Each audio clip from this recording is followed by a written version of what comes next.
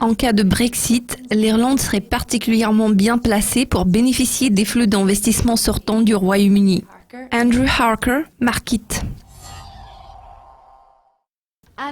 Andrew, certains affirment que le rebond économique supérieur aux attentes en Irlande a tout à voir avec le Royaume-Uni.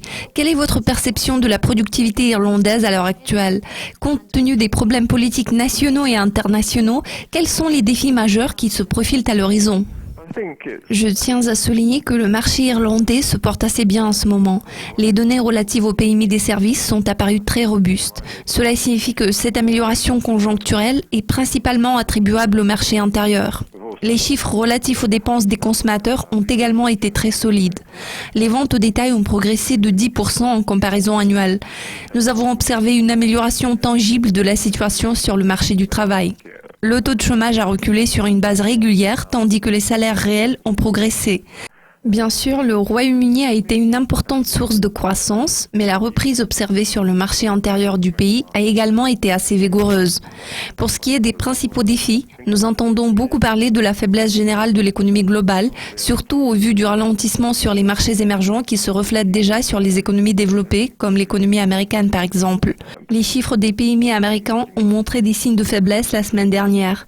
Toutefois, l'économie n'est pas le seul élément qui pose problème. L'on constate également un impact prononcé des facteurs politiques. Malheureusement, la politique va toujours jouer un rôle important.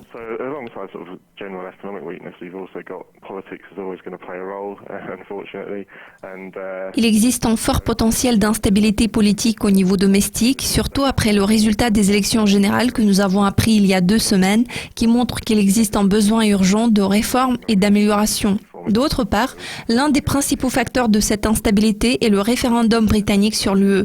Il représente un défi majeur sur le plan de la politique.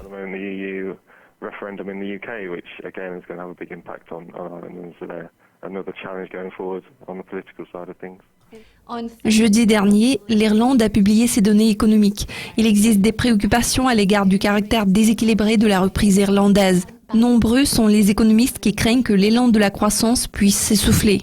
Nous entendons de plus en plus souvent parler de la surchauffe. Cela correspond-il à la réalité à votre avis?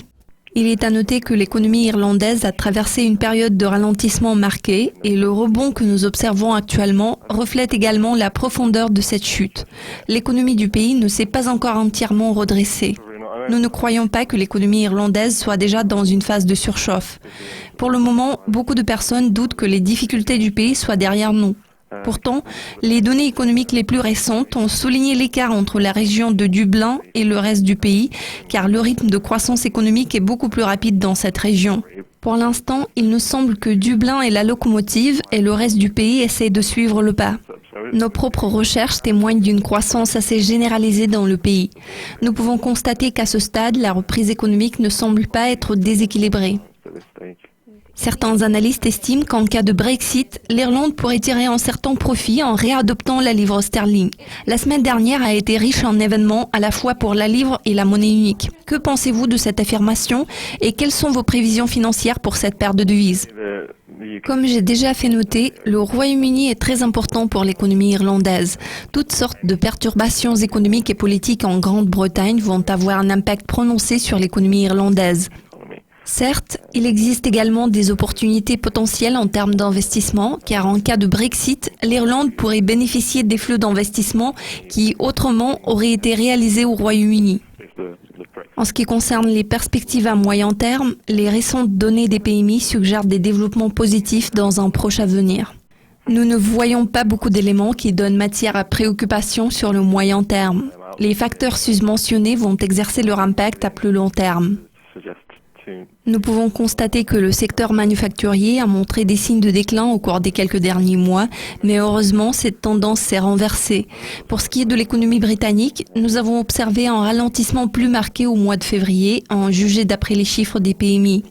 Pourtant, tout porte à croire que l'économie dans son ensemble se porte assez bien en ce moment. Nous nous attendons à une poursuite de cette tendance en allant de l'avant.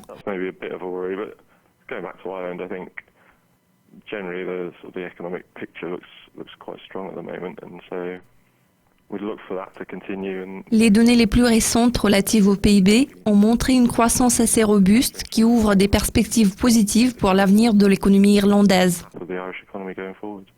Endre, merci de votre participation. Chers spectateurs, notre équipe a préparé beaucoup de mises à jour économiques importantes pour vous.